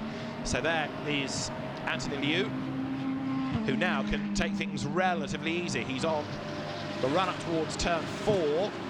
Now remember, the checkered flag goes out the first time the leader crosses the line once the hour is up. So can he squeeze one more lap out of this race? There is Mitch Gilbert second in the Audi.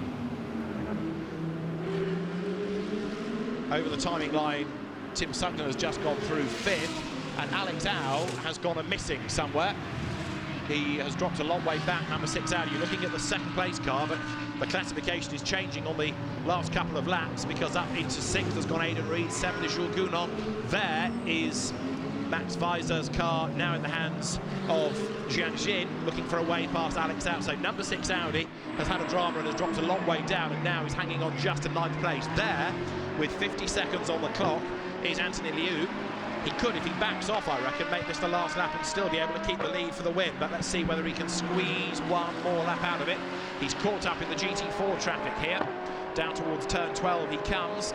And Anthony Liu swoops around the outside, gains the position as they come now through turn 13. I think he can get another lap out of this, because we've got 25 seconds to go. But he's got enough in hand to crawl to the line. There is Davide Rizzo, who looks content, if not elated, but maybe that will change once the car crosses the line. 13 seconds. Lift, Anthony, lift. You can make it the last lap. 7 seconds to spare as he comes into turn 14. And the flag, I think, is going to be out this time. The clock hits 0. It is the last corner of the last lap, and it is a win for Anthony Liu and for Davide Rizzo as he comes across the line. The Ferrari scores victory. The BBT entered car wins round 2 of the Blancpain GT Series Asia, and it is a win for Anthony Liu and Davide Rizzo. But second place, the championship leaders here, Mitch Gilbert and Aditya Patel. The Ferrari with a win and a 13th. The Audi with a win and a second as its weekend's work. Mitch Gilbert and Aditya Patel take second place. Third will go the way of number 5 Audi in the background there.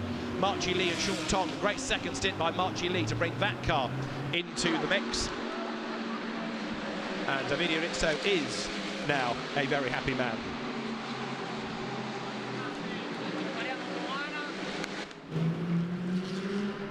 So the rest of the field taking the flag, with 4th going the way of Hunter Abbott and Raffaele Marciello. Tim Sugden and Jules Shimkowiak 5th. Aidan Reed 6th, along with Alberto Di Folco. 7th goes the way of Jules Gounon and Joel Camathias. Good second stint by Gounon, because that car, out of nowhere, I know it was nearly a minute back, but it's got a half-decent result. 8th was the Will Stevens Jeffrey Lee Audi. 9th Alex Tizao and Jung, and 10th Max Weiser and Jian Xin. I think Alex Jung will be pretty miffed about that result after what was looking good, if not a shoe-in for a win early on, but a slow pit stop and then a co-driver losing time has all gone against in the end. So the cars making their way to Parc Ferme. As you look at the GT4 winning Porsche, number 10 it is, of Byron Tong and Eric Lowe. So a win apiece for EKS Motorsport and Craft Bamboo, which is good for the category, isn't it? You've had this mix of winners, of course, over the weekend. The number 10 Porsche having to serve an extra 7 seconds in the pits because it was second in the race yesterday. So the top two reversed across the two races in GT4. Third in the class being 89, the Alan Yeo Ringo Chong car. A Pro-Am win as well as an overall win for Davide Rizzo and Anthony Liu. Second in Pro-Am, Hunter Abbott and Raffaele Marciello. And third in Pro-Am was Jeffrey Lee and Will Stevens. So we'll have the drivers up to the podium shortly at the end of another good race for sure. And the Blancpain GT Series Asia, having its first weekend, has delivered in style here. We've had some excellent racing and more of the same. Next stop in late May will be in Thailand at the Buriram circuit, and then it's off to Japan for 2 events and then a double visit to China. So Davide Rizzo now can afford himself a smile. Like most racing drivers, not counting anything until the car crosses the timing line and takes the checkered flag. But Davide, somebody else that's done a lot of racing over here with Carrera Cup Asia, Asian Le Mans, GT Asia to his name. He was 8th in the Sepang 12 hours a couple of years ago, and a race winner at Sepang this weekend. So the drivers then make their way down the pit lane. The top 3 cars held because they needed partly for the podium, partly for scrutineering purposes. And Anthony Liu is absolutely over the moon with that. A great start to his Blancpain GT Series Asia campaign. It comes with a race win. He takes a bow from the roof of the car as well and makes the most of the moment as well as he jumps down with help from the team. Anthony Liu and Davide Rizzo then take honours. A great team effort that. Run at a good pace, keep out of trouble, pit early, get out of traffic, and with clear road as others were making pit stops, and some very good laps being put in by Anthony Liu. He was going at a very, very good pace indeed. It all worked out in his favour, and it is a win for Anthony Liu and Davide Rizzo, and for the BBT team, part of the AF Corsa operation, but different entrants, even though it's one team operating the cars. Whew.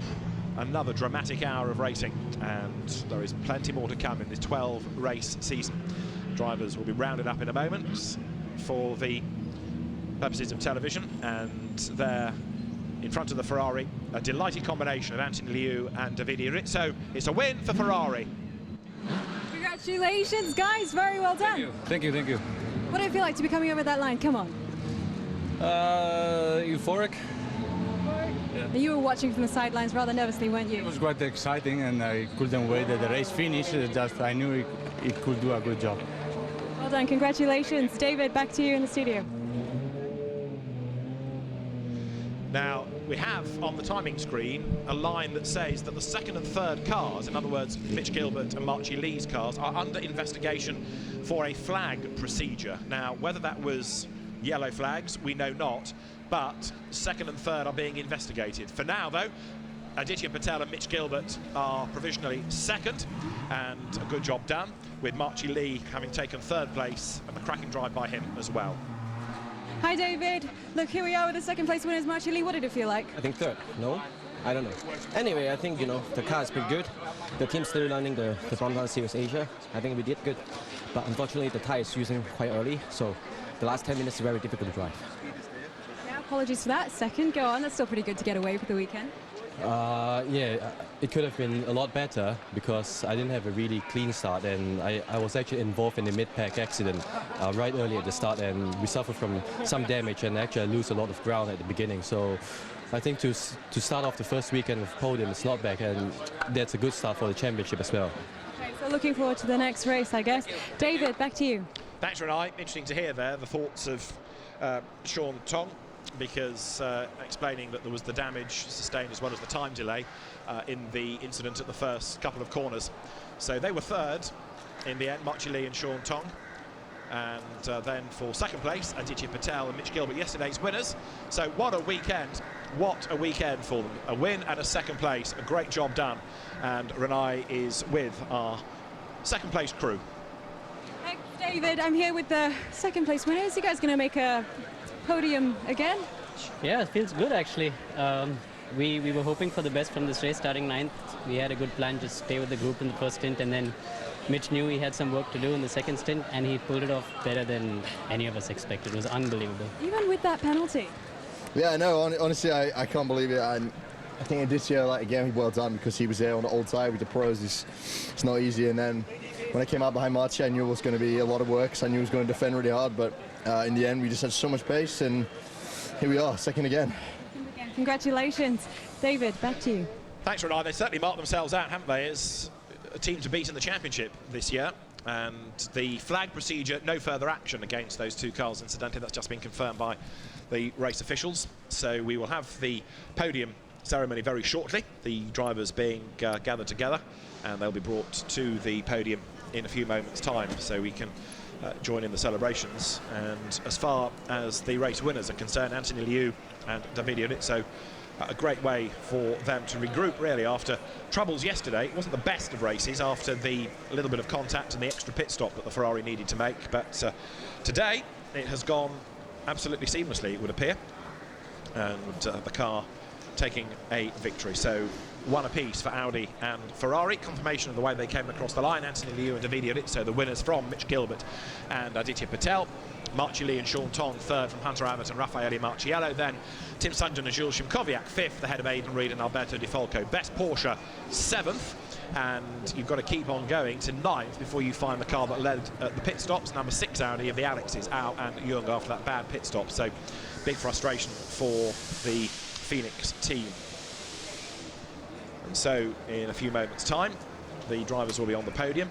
Have a look down to GT4. 21st is where the class winners were to be found, and that was number 10 Porsche in the hands of Byron Tong and his co-driver Eric Lowe. Second, Jean-Marc Merlin and Frank Yu, the winners yesterday, and then third it was Alan Yeo and Ringo Chong. So the drivers that had dramas, you can see, with a number having problems early on in the race, Ho Pin Tong being one of them. Let's have a look at the best bits of round 2 of the Blancpain GT Series Asia, as the race got off to a very dramatic start, almost 4 wide down towards turn 1. Alex Jung managed to stand his ground and hang on to the advantage, but Rui Aguas was the man tucked up behind him on the opening few corners, and it wasn't long before he wriggled away through into the lead of the race. And then the Ferrari started to pull away, but that lead gap soon dwindled as we approached the pit stops, and eventually Alex Jung was able to go through, move himself into the lead of the race. There's some good Mercedes battles going on, where Raffaele Marciello got himself up past Jules Szymkowiak.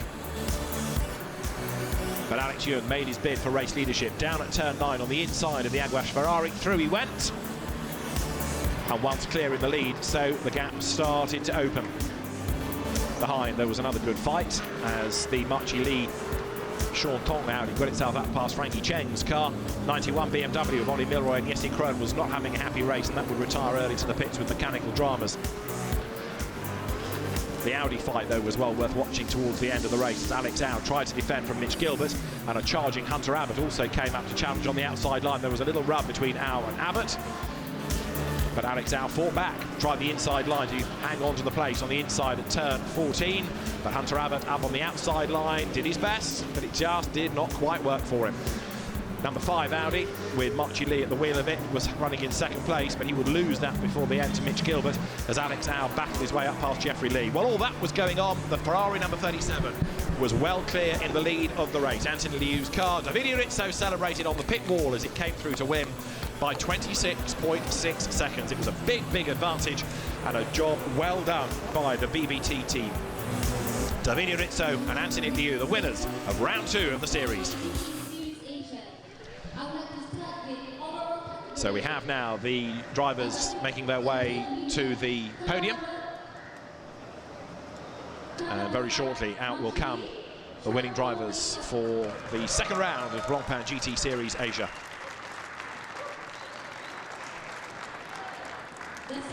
So for third place in the overall battle, Marchi Lee and Sean Tong. For second place, Mitch Gilbert and Aditya Patel. And the race-winning combination of Anthony Liu and Davide Rizzo.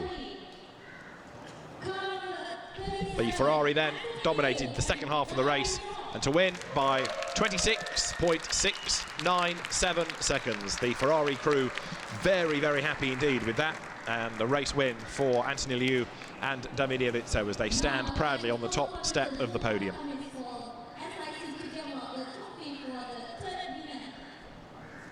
So the presentation's ready to be made, and representatives of the Sepang International Circuit will come first. Then for Motul, it is Jack Mack, the Motul Motorsport specialist, who hands over the trophy to Mitch Gilbert and Aditya Patel.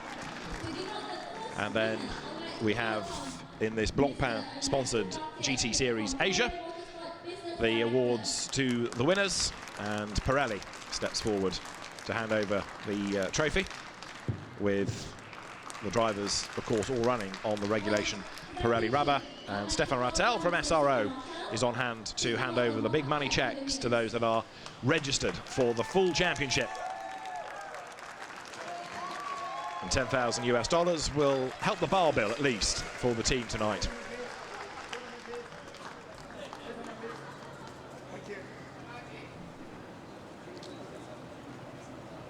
So Davide Rizzo claims the money, and now the drivers uncork the champagne. Never mind a group photograph, they're too busy celebrating in the top three. So Davide Rizzo squirts the champagne over Anthony Liu, and Mitch Gilbert gets himself a drink from Aditya Patel. I don't think anybody really expected a podium quite like that. We have some very good drivers in this championship, but because it's a real mix across of pro-ams, then maybe some of the AMs haven't been given the credit they deserve. But two very good races and two perhaps surprising results, but a job well done in that second race by Anthony Liu and Davide Rizzo. Mitch Gilbert and Aditya Patel second, third for Marchi Lee and Sean Tong ahead of Hunter Abbott and Raffaele Marchiello. Another great drive by him in the first stint. Tim Sugden and Jules Shimkowiak take fifth, and sixth Aidan Reid and Alberto Di Folco in the Lamborghini.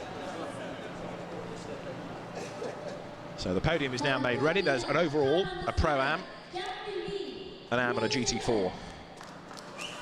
And it is now in Pro-Am for third place Will Stevens and Jeffrey Lee that will make their way onto the podium.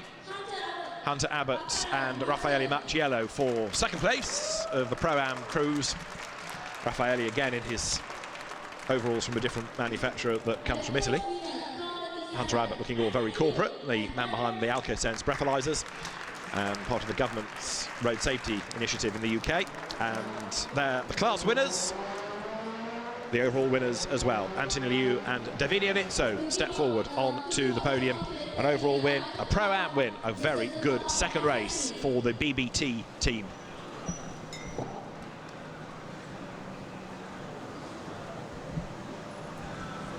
So Zulka Hakamis from the SIC hands over the trophies for the third place crew. Will Stevens and Jeffrey Lee. Will looking a bit miffed about that, frustrated with not so much third in the class, but eighth overall. But his stint was nothing to be upset about. Another excellent job to hustle the car along. Hunter Abbott and Raffaele Marchiello taking second. And Raffaele, who's really only here because Maxi Bouk is otherwise engaged in VLN. We'd like to see more of in GT racing, that's for sure, as Davide Rizzo and Anthony Liu take their trophies as class winners. And Benjamin Franasovici, the championship manager, presents to the AM part of the Pro-Am lineup the Blancpain clock, which goes to the winner of Pro-Am, but it's the AM driver. There is one clock. The Pro is deemed to not so much deserving of one, but it's the amateur driver that's paying the bills, and the amateur drivers that you want to encourage in motor racing, he gets the clock, and it's a good gesture from Blancpain. So they pose for the group photographs. There is the champagne if they want it, and Hunter Abbott is, I think, going to enjoy himself. others being a bit reserved, aren't they? Will Stevens doesn't get too committed. The bottles and the champagne itself so hot, there's not that much spray in it. But it's liquid, and those that have just done the second stint will be welcoming a drink, I'm sure. Will Stevens has a glug from the bottle. Jeffrey Lee, still getting his breath back, walks off the podium with him as well.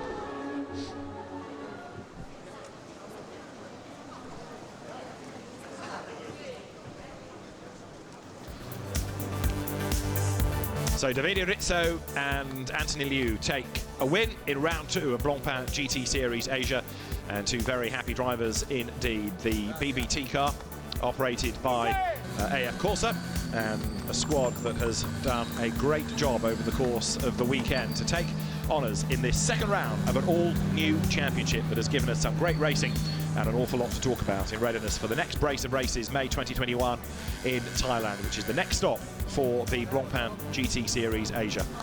But for now, the celebrations are well underway for the BBT team after a great race at Sepang.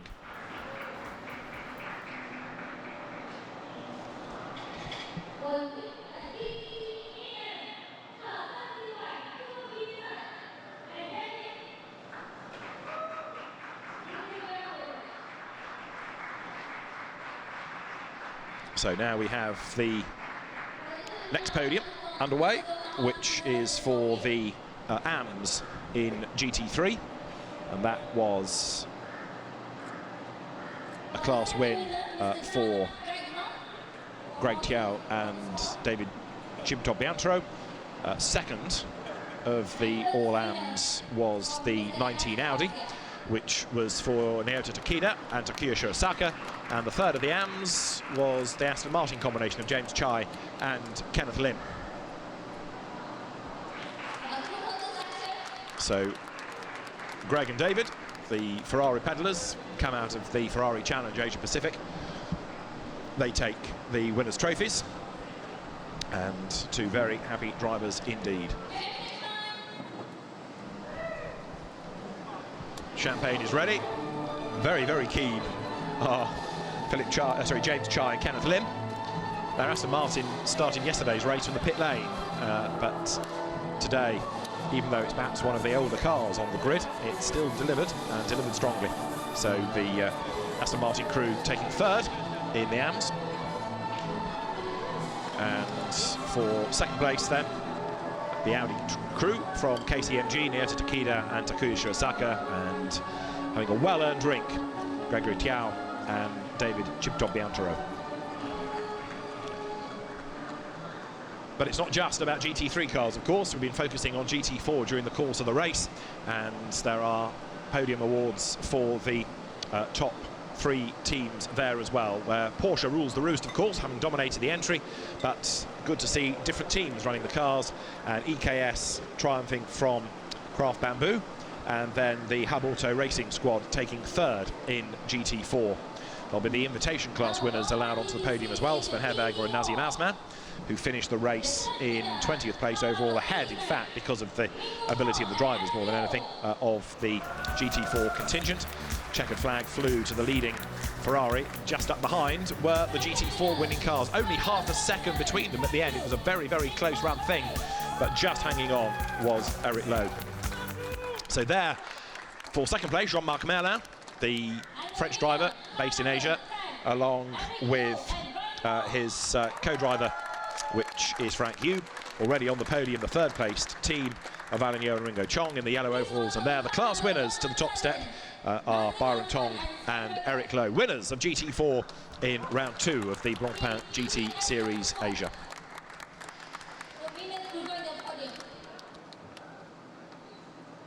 So the third-place drivers are there, Alan Yeo and Ringo Chong, the Singaporean, and Sven Herberger on the podium as well, dwarfing his Malaysian teenage co-driver Nazim Azman, as the trophies then are presented to the third-placed team.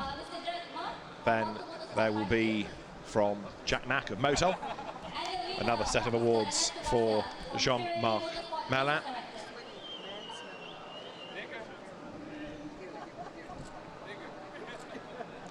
and the drivers all happy as the checks come. It has been a fantastic start to the Blancpain GT Series Asia. We've had 2 excellent races, and we look forward to more of the same when the teams head to Thailand in mid-May for the next 2 races in an all-new championship that has delivered action from the get-go. From Sepang for now, bye-bye.